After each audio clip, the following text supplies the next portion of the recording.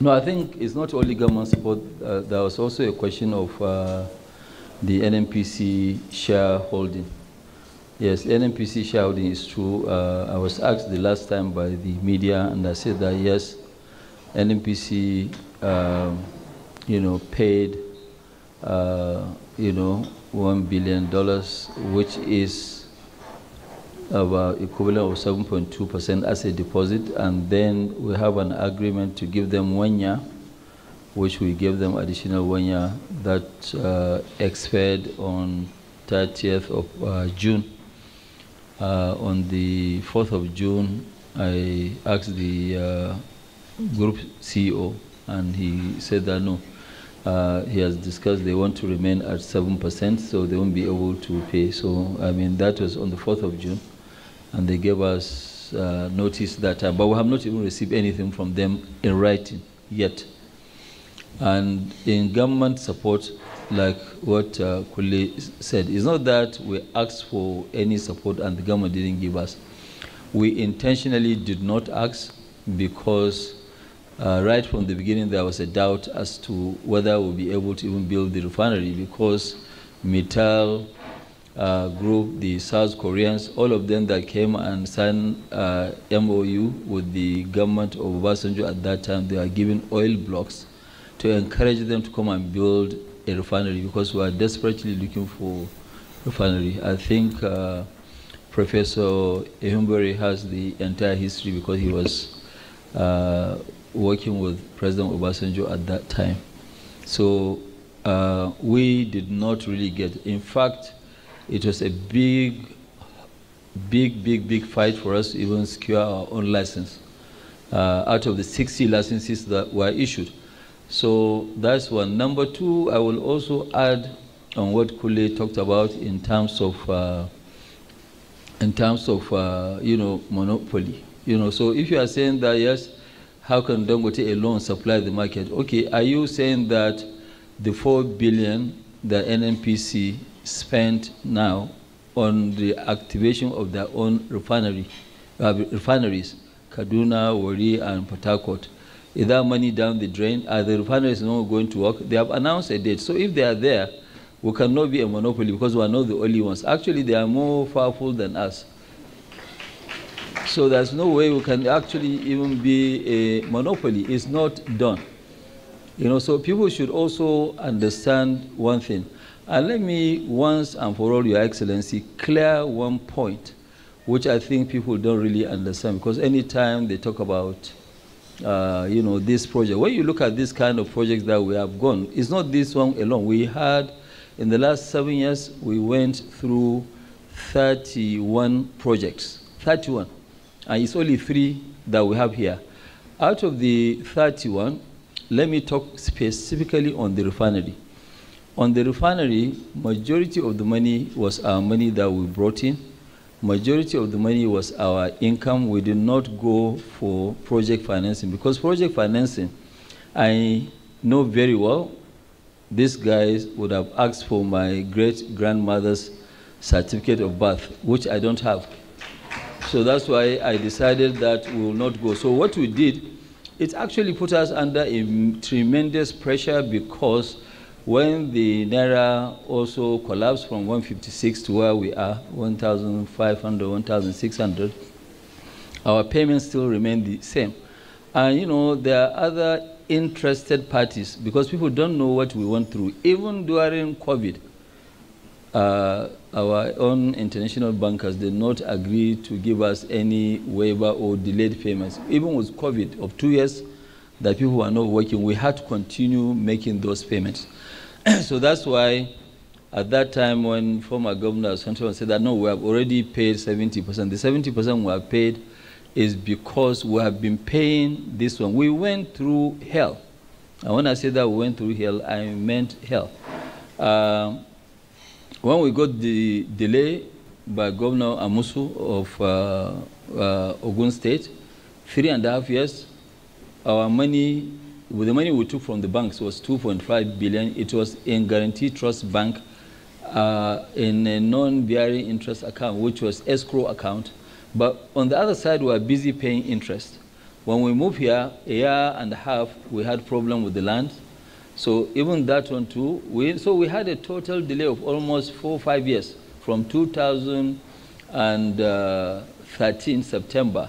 We did not actually move here and started work till sometime in 2017, almost 4.5 years. And 4.5 years on that money, we suffered a loss of over $600 million because we didn't return the money to the banks. If we had returned the money, then it means that no deal. And we had already paid financial advisors and everybody. So we had to just keep praying that, look, something will come out. And that is now we got a license, we got this. The banks were very, very trustworthy. When they even gave us the loan, we had no land. Well, we had a land, we thought we had a land, and then, but no license to build a refinery. We got the license much later with the help of President Jonathan when the system tried to refuse to give us a license. On the loan that we got, part of the loan was taken also by Dangote Industries, which is a local company.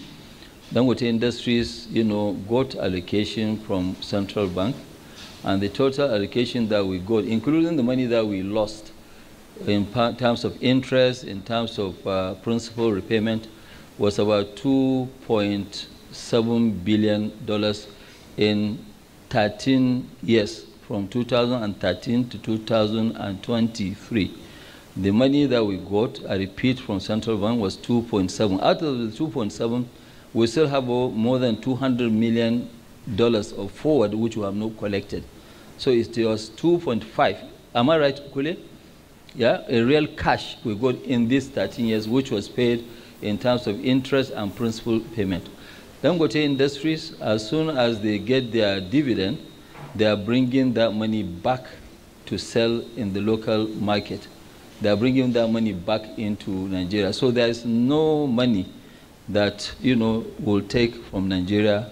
And the one that we've taken to pay part of our loans and interest, will return it back. So it's better for people to understand, because the thinking of people is that, no, majority of the central bank's money was depleted by Dangote's major projects. No, we got 2.5 cash from central bank in period of 10.5 years, and that money is also going to come back as soon as we start, making, because once we start making money, we'll start paying the loans that we have, which is internal loans. So that one is not there. I've seen also in the quality that they are talking about. Yes, when we started with about 600-700 ppm, which is true.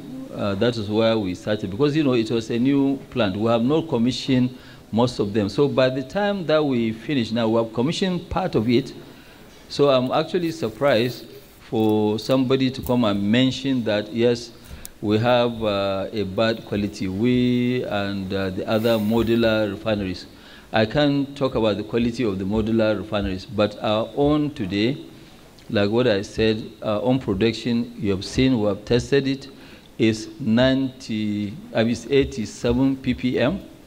And by the time you come, even on Monday, we'll be at 50. By beginning of August, end of this month, beginning of August, we'll be at 10 ppm. Okay?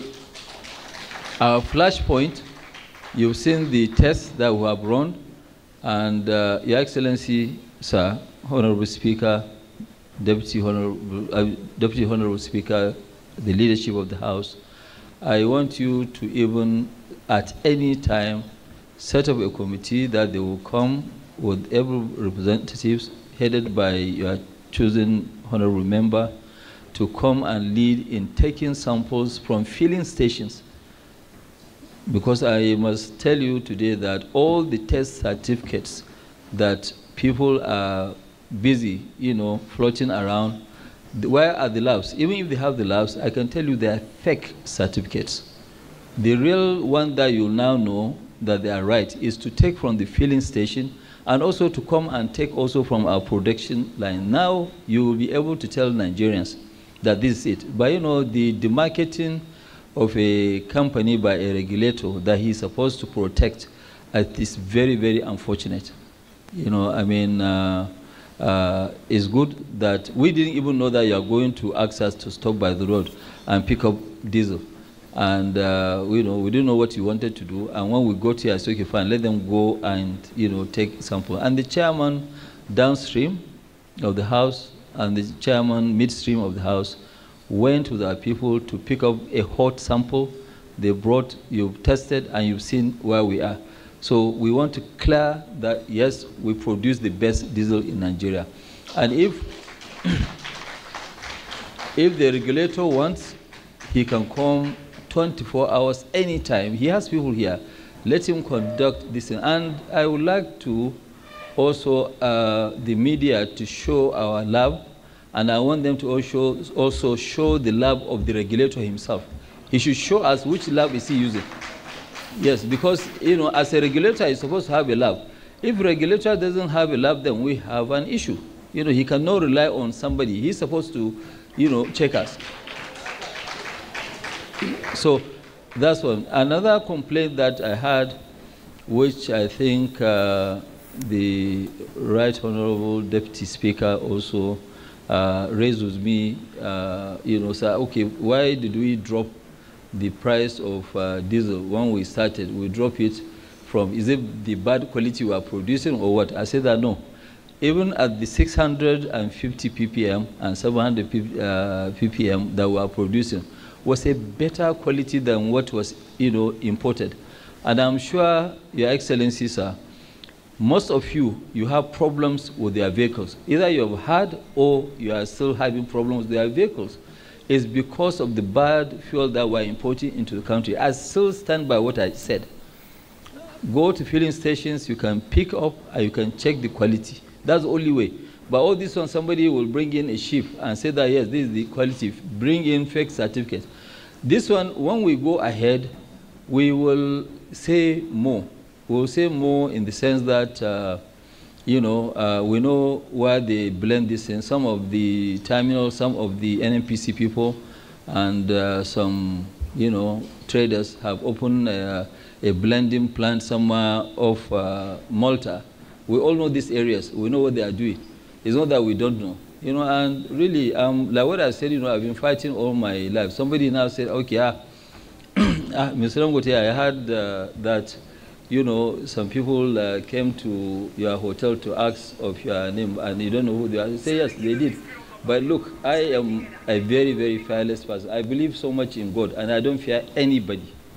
You know, they can do whatever that they want, you know, and I am not scared. I will fight head on. It's not a question of this, you know, so they can do whatever that they like. I thought building a refinery like this is, supposed to be a pride for everybody, because we are not the only country. Angola, they've been trying for 20 years. They are still trying. Uganda, they've been trying for the last 15 years. None of them. There is no production capacity in Africa. Only 2 countries are not importing, which is, you know, Algeria and Libya. Apart from this, everybody is an importer. We cannot continue to be slaves where we export, you know, raw material, then we import products. But you can see a regulator is giving an excuse to continue to issue license for bad products just because he said that, no, they don't want to create a monopoly. So how can we create a monopoly? Why didn't he call NNPC as a monopoly? Because today, NNPC, they are what? They are the sole importers of PMS. But then, if they are the sole importers of PMS, then we want to know whether there is a hole in the government's pocket or not. They should come and tell people, okay, fine, you know, have they paid for all the PMS? If they have paid, okay, fine, what is the account? But, you know, to now call us a monopoly, I think it's very, very unfair. We came here to save the nation, and somebody is calling us monopoly. But that's why yesterday a media guy asked me, So you guys, you have done very well. But when are you going to start your still that you announced? I say yes, we're supposed to also start still, maybe hopefully by next year, 5 million tons. But at this rate, we don't want to go and start, because once we start, it is another name they will give us as monopoly. We don't want to do that. Thank you, sir. Yes, one question you asked me, sorry, just last one. Yes, the 1,700 is true. When we started, we dropped it down to 1,200 because people were profiteering. It was very high. In fact, when we went there, that's why even now with the exchange rate at 1,600, diesel is still less than 1,200. So it means that we're justified. We didn't do that out of just to make people bankrupt. No, I've seen the letter written by Duffman. It's not true. We sold at the right price. And if it's not the right price, why are they still selling at 1,150? Because we brought them to a level whereby it is profitable, and they are making money even at that. Thank you. Sorry, yeah, we can, okay, yes, it's true. We are selling in dollar, but also to help bring down that price. You know, we had to sell also in Naira. But NMPC and the other people that sell to us, they are only collecting dollar. So I cannot pay dollar and now sell in Naira because I will be exposed. So it now depends on government policy. Whatever government that wants us to do, I think our interest is Nigeria first, then Dangote. Because if Nigeria doesn't grow, then we have limited capacity of growth. Thank you.